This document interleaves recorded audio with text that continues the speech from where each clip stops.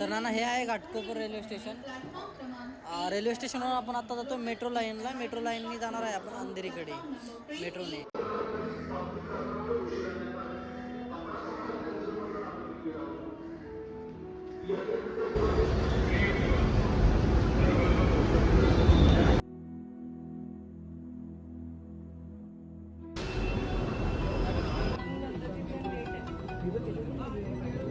Mumbai Metro welcomes our esteemed guests. Mumbai metro में सभी यात्रियों का हार्दिक स्वागत है.